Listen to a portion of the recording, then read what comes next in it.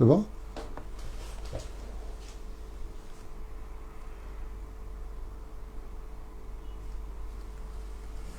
Ok, Erev Tov, Beshem Hashem, Naaseh, Ve Natzliach. Il est content, il essaie son nouveau portable pour filmer. Shem Varech Otra. On est ce soir le dimanche, donc Shavua Tov à vous tous, Be'ezrat Hashem, le 24 du mois de janvier, et puis le 12, puisqu'on est déjà le soir du mois de Shvat, L'Chaim Tovim Shalom, shiur acheté par notre amie, que Dieu la bénisse, Myriam Amouyal, dédié Bezrat Hashem pour sa petite sœur Naomi Batfri Haflora, réussite, mazal et un très très bon zivug pour elle ainsi que pour tous les enfants d'Israël. Amen ve Amen. On souhaitera en même temps la refoua shlema pour tous les malades d'Israël, Biyotze Minaklal, Bichlala, Mordechai, Raphaël, Roland Ben, Gemara Yvonne, Moratimi Akdosha, Veateora, Saratalia, Bat Efrat Myriam, Oufren, refoua shlema pour juste un petit instant, refoua shlema. Oui. Be'ezrat Hashem pour Arabe Frankfurter Shlita Rabbi Yosef David Ben Alta Sarah et son épouse Sima Simcha Batrana qui ont été aussi frappés du Covid-19 de façon assez sévère. Donc si vous pouvez faire des Teilim, Tavo Alechem Beracha Va'atzlacha Be'ezrat Hashem, que leur mérite nous accompagne jusqu'à la Géoula finale avec l'aide d'Hashem. Alors, Linushmat Kol Mete Israël, bien entendu, sans oublier mon beau-frère adoré, Eliaou Georges Ben Simcha Alice et Mishpachat Ammar, Bekol Mete Israël, Bechol Atar Ve'atar, Obichlalam, et Hashem Atov, juste un instant, c'est la Askara aujourd'hui, Regina Kamhi Bat Rachel, Zichrona Livracha. Chers amis, j'aimerais parler d'un sujet pendant à peu près 10 minutes, un quart d'heure, mais d'une importance capitale, c'est la dimension de la haine, la dimension de l'indifférence qu'on est en train de vivre aujourd'hui. Parce que c'est bien de parler de Torah, mais on ne peut pas ignorer non plus les problèmes que l'on traverse. Moi, ce qu'il faut savoir, c'est qu'il existe plusieurs canaux de haine, plusieurs façons de haïr l'autre. On peut avoir un conflit avec une personne, et ce conflit nous amène une espèce d'amertume qui va créer une haine. La différence, c'est que dans cette vision de cette haine, des fois qui peut être démesurée, menée jusqu'au meurtre, c'est qu'elle a une raison.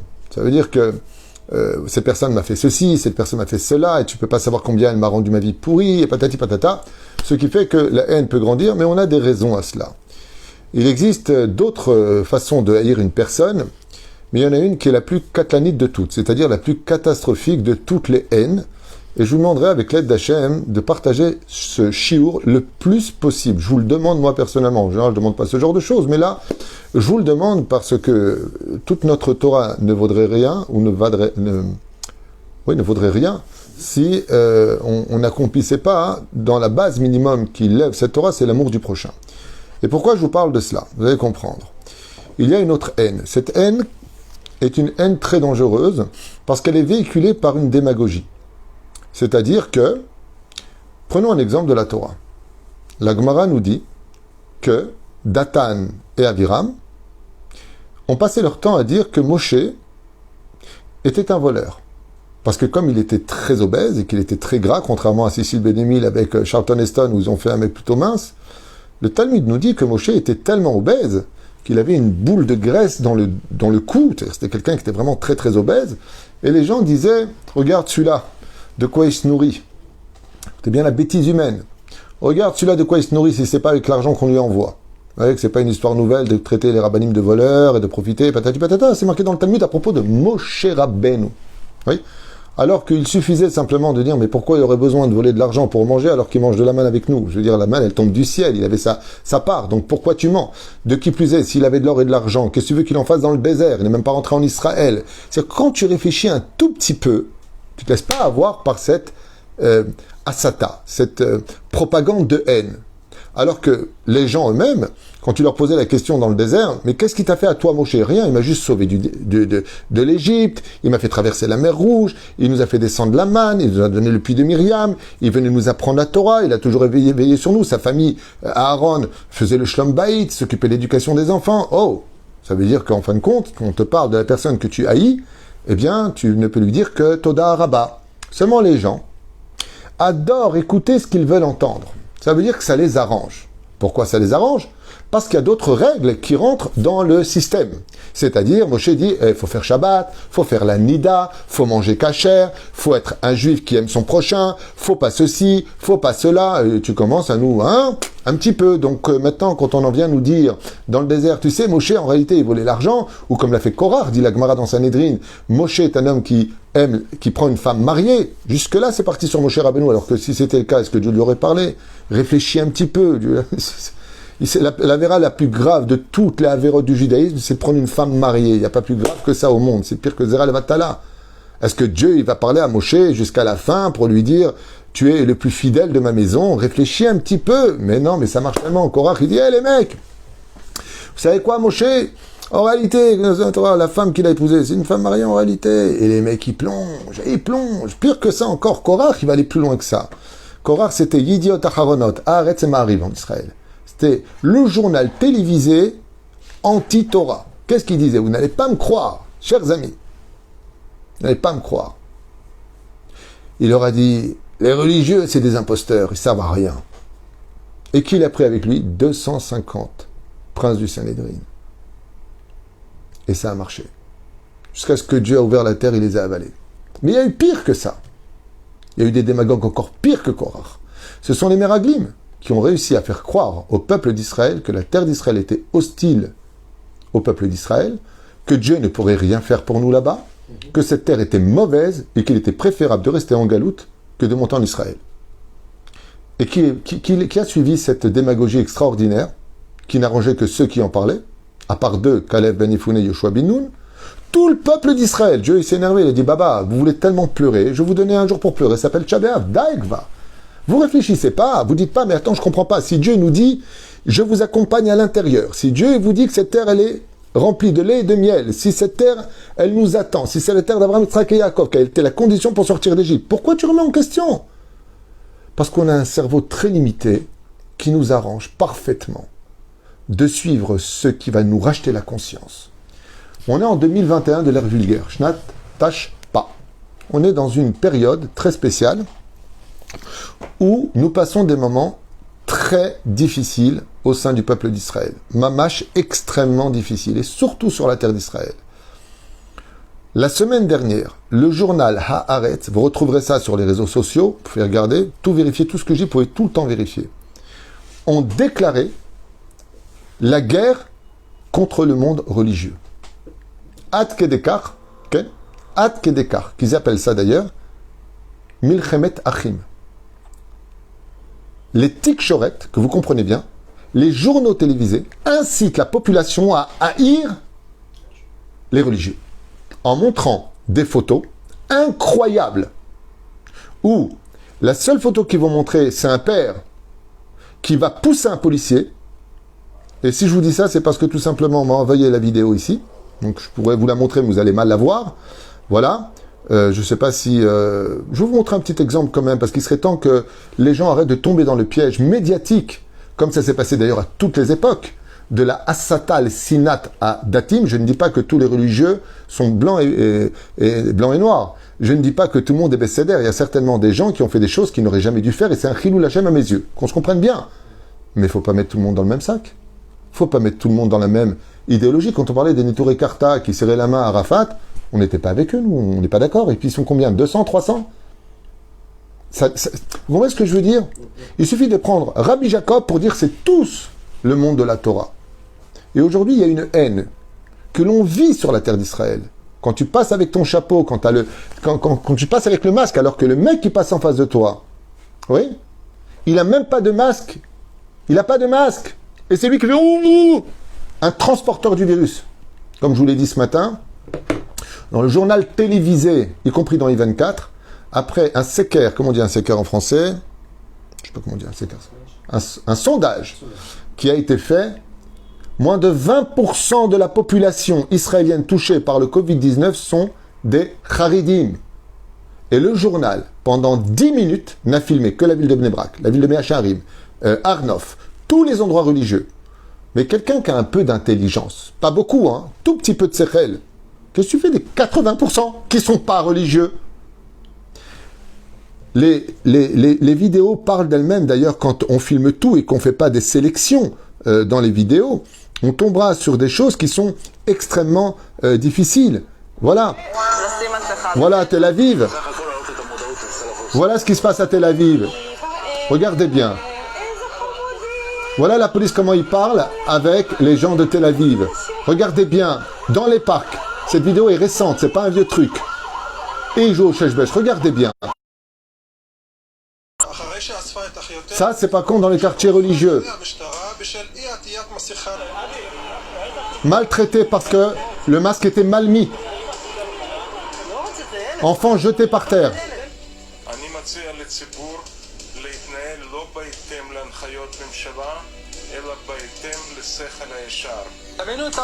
Vous vous rendez compte? Vous venez d'entendre Lieberman qui demande à sa population de ne pas obéir au ministère de la Santé ici présent. Vous pouvez retrouver ça sur les réseaux sociaux. Pourquoi on n'en parle pas? Pourquoi on ne le montre pas? Pourquoi une telle haine? Moi-même, je rencontre des gens qui votent pour lui, un peu partout en Israël, quand je me déplace, et je ne les vois pas avec les masques. Même quand je monte dans mon ascenseur, ils n'ont pas les masques. Mais par contre, en me voyant moi avec le masque, ils ne rentrent pas dans l'ascenseur. Parce qu'on a fait croire que le monde religieux sont ceux qui portent le virus et qui le transmettent. Et tant que ça plaira à qui? À des gens qui aujourd'hui se régalent parce qu'ils n'ont pas encore acheté leur conscience, à l'image de l'époque de Tatané Aviram, de Korach, des Meraglim, et ceux dans toute l'histoire. Quand on a voulu faire croire que le roi David n'était autre qu'un bâtard, et que c'était un homme qui était voleur, et c'était un homme qui était mauvais, les gens se sont pas dit, mais si c'était le cas, comment Dieu peut être avec lui? Les gens ne se posent pas les bonnes questions.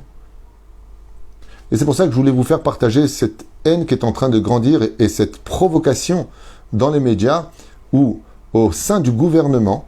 Et si je vous le dis, c'est parce que je sais de quoi je parle. Vous pourrez demander à notre ami le Rav Yossi Tayeb qui siège au gouvernement, qui est Chaver Knesset, la haine démesurée et les plans machiavéliques qu'ils sont en train d'organiser à la veille des élections pour que les partis religieux soient en dehors du gouvernement. Pour faire voter des lois, et je vais vous en citer quelques-unes. L'une des lois, bien entendu, qui va être votée, c'est les mariages laïques, les mariages mixtes. Que tout celui qui voudra faire ça aller en Eretz Israël n'a pas besoin d'être juif. Ce sera comme aller en France, aux États-Unis. La religion n'a rien à voir avec le pays. Voilà de quoi on parle. Que celui qui a plus de 4 enfants ne recevra plus aucune aide du gouvernement. Si tu fais des enfants comme des chiots, t'as qu'à les assumer. Alors que la Géoula, pour celui qui y croit, vient par quel biais? En ben David ba'achi kalu kol haneshamot. Le fait de venir en Israël, quand vous le dites, quand vous vous mariez, ou quand vous lisez ce qui est marqué dans les prophètes, pour ceux qui voudraient un petit peu savoir ce qui se passe, quand on dit la bénédiction Baruch Ata Hashem et Sameach Tzion Bevanea, la plus grande joie que Dieu puisse avoir, c'est quand on lui amène des enfants. Et vous inquiétez pas, hein, ils vivent le monde religieux avec toute la pauvreté, toutes les difficultés, toute la haine que nous subissons. Baruch Hashem, Chai Vekayam. C'est le mixar où il y a le moins de divorces. C'est vraiment le mixar où il y a le moins de divorces. Sachez-le. Par rapport au monde laïque, on est presque à 47%. Renseignez-vous.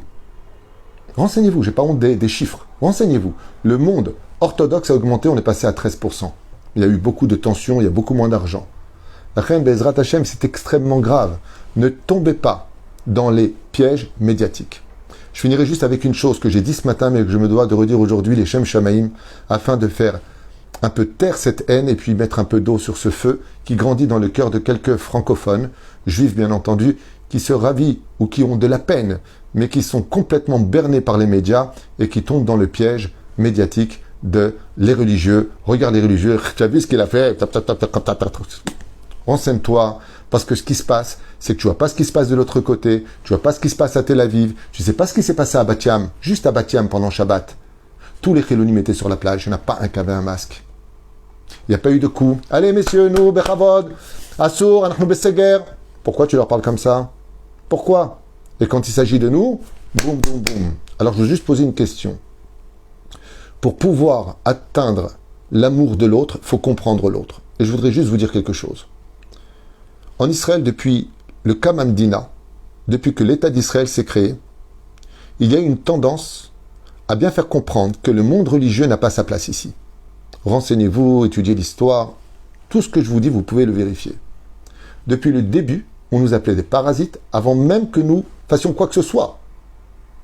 Seulement nous, le monde religieux, ceux qui ont fait tchouva comme moi, comme vous, comme beaucoup de gens, comprenons des valeurs que le monde laïque ne comprend pas. Ça, c'est pas grave. Mais qu'il n'accepte pas, ça devient grave. Et je vais vous dire de quoi je parle. Pour nous, qui avons de la émouna, qui sommes persuadés que ce qui est marqué dans le Talmud, dans le Zohar, dans la Halacha, c'est la vérité, on sait que ce qui va nous sauver, en écoutant bien entendu les conseils des médecins, comme la Torah le demande, et en obéissant plus ou moins comme on peut au Hanchayot du ministère de la Santé, c'est d'aller prier et que nos enfants étudient la Torah. Parce que la Torah nous protège. Alors bien entendu, ça doit se faire avec les consignes du ministère de la Santé. Regardez sur Internet, ça a été filmé, des yeshivot, ainsi que les kolélim, comme les nôtres, ont étudié jusqu'à maintenant. Bon, ils sont tous chez eux à cause du Séguer, donc j'ai donné ordre de quitter le kollel et chacun continue à étudier toute la journée, mais chez eux. Et leur intérêt, c'est comme ils ont des examens, vous inquiétez pas, personne ne chauffe les bancs, surtout chez nous, on vérifie ça. Mais quand ils étaient au kollel, ils étaient avec le masque, avec les 2 mètres de distance, ou même avec une espèce de plastique pour les séparer. C'est vrai qu'ils étudient la Torah, mais ça a été filmé. Dans les grands yeshivot, ils ont tous une espèce de... comment on appelle ça, le plastique transparent, là, j'ai oublié. Hein? Non, le plastique qu'on met là, il y a un nom pour ça, mais c'est pas grave. Tu vas pas m'aider, donc ça sert à rien de perdre du temps. Pour pouvoir étudier comme il le faut. Mais ça, par contre, c'est pas publié. Ça, c'est pas montré. Ce qu'il faut, c'est montrer les Talmud et Torah. Et c'est vrai qu'il y en a qui n'ont pas les masques. C'est vrai. Et quand on pose la question, ils te disent, tu sais pourquoi? Parce que toute la yeshiva a déjà été atteinte. Donc, du virus Covid-19. Pendant 3 mois, selon toutes les opinions, ils ne peuvent pas retomber malades. On a 3 mois devant nous pour tous étudier parce qu'ils ont tous eu le Covid-19. C'est le cas de la yeshiva où mon fils a étudié. Pourquoi le Rav s'est opposé en disant à la police, mais écoutez, vous-même vous dites que, et de l'autre côté, vous venez contre nous. Alors, c'est pas logique. Vous dites qu'une personne qui a eu le Covid-19 n'est plus en bidoude. Regardez bien sur les réseaux sociaux, regardez bien les informations. Le Rosh Yeshiva a dit, ils ont tous eu le Covid-19, regardez leur dossier. Donc, on peut plus donner le virus. Alors, laissez-nous étudier la Torah. Pas du tout. Amende, 20 000 shekels. Anilo Medin. C'est vrai qu'un ordre, c'est un ordre. Mais alors, dans ce cas-là, Lieberman, qu'est-ce qu'il dit? Je demande à tous ceux qui votent pour moi de ne pas écouter l'Anchayot. Vous pouvez retrouver ça, je vous montre, noir sur blanc. Pas que lui. Ils sont en marloquette. La deuxième chose. Pourquoi est-ce que le monde religieux souffre énormément? Le monde religieux, chers amis, n'a pas le frigidaire plein, loin de là. Ils n'ont pas des appartements spacieux et loin d'être luxueux. Ils ont juste entre 5, 6, 7, 8, 9, 10 enfants qui aujourd'hui se retrouvent piégés dans ce séguer, dans cette situation où mettre l'attention est extrêmement difficile. Alors quand on est en haut de la pyramide et qu'on se permet de dire séguer, il faut mettre les gens dans le poulailler, vous ne bougez pas de chez vous. C'est facile à dire quand on est au gouvernement, qu'on a des appartements magnifiques qui sont spacieux, tant mieux pour eux que Dieu leur rajoute, j'ai pas de problème avec ça, qu'on a un certain âge, donc on n'a pas de petits-enfants à garder, c'est très facile. Et le plus, c'est qu'ils voyagent où ils veulent, et ils vont où ils veulent, et ils donnent des ordres où ils veulent. Mais quand tu vois les résultats, comme le dit le monde religieux, vous nous avez mis en séguer, résultat des courses, on a dépassé la barre des 10 000 contaminés. Donc ce que vous êtes en train de faire au niveau du Sechel, c'est même pas une solution. Maintenant, ils vont fermer l'aéroport. L'Erteda Maïe, à Kolmet Hachem, nous on prend tout Béhava. Mais il faut comprendre que quand on a le frigidaire qui est vide, et des enfants qui ouvrent toute la journée le frigidaire, et que tu en as 10, 12 à la maison, ils vous demandent rien, ils font ce qu'ils veulent. Vous avez 2 enfants, le chien, et Nemo, et le chat, et Félix, il n'y a pas de problème. Eux, ils vous demandent rien, ils vivent leur vie. Tu veux les aider, tant mieux, tu veux pas les aider, critique pas. Ne rentre pas dans la vie de l'autre. Okay? C'est d'ailleurs. Parce que nos cousins arabes, eux aussi, ils se font 12, 13 enfants, et personne n'ouvre la bouche. Pourquoi? Parce que, pac, attention raciste, attention ce que tu dis, c'est pas social, tu n'es pas... C'est les arabes, il n'y a pas de problème. Attention, tu ouvres ta bouche. Mais quand il s'agit de juifs pratiquants, qui font certainement des erreurs, et pour certains qui ont même fait des chilou lachem, je ne m'associe pas à eux, mais de mettre tout le monde dans le même sac à cause de ce genre de choses, eh bien laissez-moi vous dire qu'il faut avoir un tout petit esprit, bien déterminé à être préposé à la haine. Parce qu'il suffit simplement de dire, tiens, c'est intéressant, est-ce que des rabbinim, des gens qui sont intelligents, des gens qui étudient la Torah, se comporteraient vraiment comme cela? Quelle est leur raison? Moi, j'ai parlé avec certains d'entre eux, ils sont à bout, leur femme est en dépression, ils n'ont rien à manger depuis des jours et des jours. Il y en a beaucoup qui demandent à mon collègue d'intervenir, beaucoup de familles israéliennes, à Gimel, à Zaïn. Je ne justifie pas le fait qu'il lève la main, je suis contre le fait. Pour moi, un représentant de la Torah doit se comporter de façon digne, mais quand vous observez bien les photos, il s'agit juste de quelques élèves d'une petite yeshiva Par exemple, ce qui a été filmé ici à Zaïn, ne vous trompez pas, regardez, vous pouvez compter le nombre de personnes qui ont levé la main sur la police après avoir été, bien entendu, fracassées par la police. Ne l'oublions pas. Comme me l'a montré Michael, que Dieu le bénisse, il m'a montré les photos de Guimel. Ils sont venus à chevaux, des bâtons, et ils ne caressent pas avec. On n'a pas vu ça à Tel Aviv. Je rappelle qu'il y a eu des manifestations contre Bibi Netanyahou et qu'ils étaient des milliers alors qu'ils étaient en ces guerres. Il n'y a pas eu un seul coup qui a été donné. Seulement quoi? Non seulement il n'y a pas eu un seul coup, mais le Bet Mishpat Haïlion en Eretz Israël leur a donné l'autorisation de manifester. Ils étaient tous les uns à côté des autres. Mais c'est pas grave, c'est des chilonim. Eux, ils ont la vérité infuse. Eux, ils représentent ce qui donne au pays. Eux représentent le droit de faire ce qu'ils veulent. Face à nous, qui sommes toujours critiqués, toujours haïs, toujours jugés, remplis d'amalgames, et tout ça dans quoi? Dans nos discussions dans les maisons en disant « T'as vu les religieux? T'as vu les religieux ?» Alors laissez-moi juste vous dire une chose, en espérant que Bezrat Hashem, et c'est un chiour, prenez-le comme un chiour et non pas comme une espèce de dialogue sur la situation et l'actualité. C'est juste pour vous dire qu'aujourd'hui on est en train de rentrer dans une haine qui est une grande mamash Hashem Ishmo Verachem démagogie extrêmement forte menée par les médias, et faites passer ce chiour parce qu'il serait temps que mettre les gens, s'ils veulent haïr un religieux, eh bien au moins qu'ils se donnent un seul luxe. Donne-nous ta vraie raison. Parce que ce qui se passe en haïssant l'autre, c'est que tu refuseras un jour de le connaître.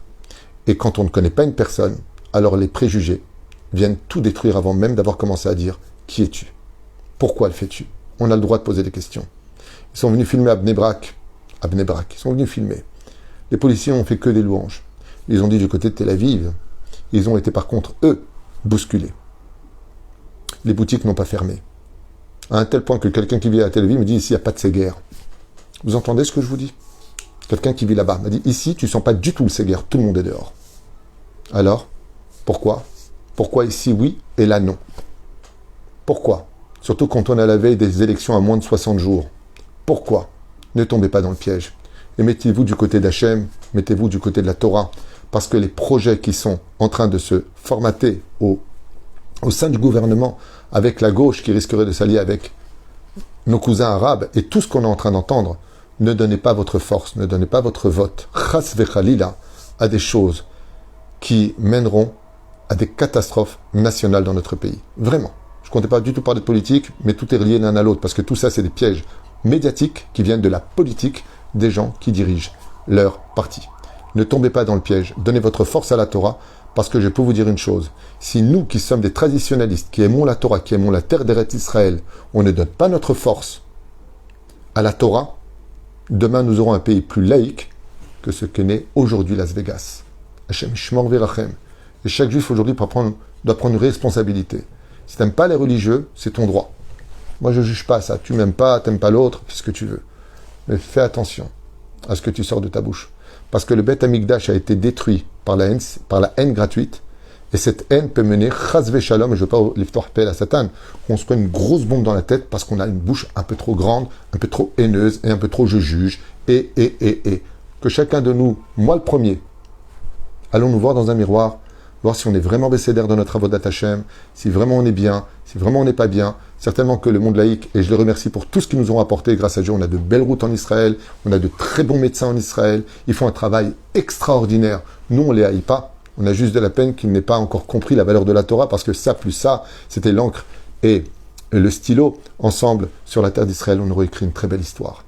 Mais qu'aujourd'hui, on pousse les gens à la veille des élections avec un machiavélisme extraordinaire, et des gens qui te parlent de plus en plus, comme l'a dit le Rav Hashem Evrech Oto, Bezrat Hashem Yitzhak Cohen, de Natania, avec qui je me suis entretenu cet après-midi, beaucoup de juifs francophones tombent dans le piège des médias et se permettent d'ouvrir la bouche. Et il faut savoir une chose, non seulement il n'y a aucun avantage, non seulement ils vont payer malheureusement très cher ces mauvaises paroles, parce que c'est du motzi shemra, c'est même pas du lashon hara, c'est du motzi shemra. Renseigne-toi, tu crois qu'on est idiot, nous, avant de parler? Tu crois qu'on vérifie pas, nous, avant de parler? Tu crois que j'appelle pas, moi, avant de parler? Et je peux appeler très haut si je veux pour avoir de vrais renseignements. Ne tombez pas dans le piège. Je vous affirme que ce que je suis en train de vous dire est certainement le jour le plus important de ces derniers mois. Nous sommes dans une situation béhémet, le Beth Amikdash, la Géoula, ce virus, tout ce que vous voulez, ne viendra que par l'amour gratuit. Et qu'est-ce que fait le Yetzer Hara? Il ne fait qu'inciter de la haine entre nous. Moi, pour moi, que t'es une kippa, que t'es pas de kippa srouga, kippa blanche, kippa echia, donnez-nous, tout ce que tu veux, j'en ai rien à faire. À ta Yehoudi, à ta Chéli. Aval de l'autre côté, n'oublie pas que l'amour, c'est un reflet du cœur à un autre cœur. Quand quelqu'un te haït, ça finit par provoquer chez toi aussi de la haine. Parce qu'on n'est que le reflet de l'autre.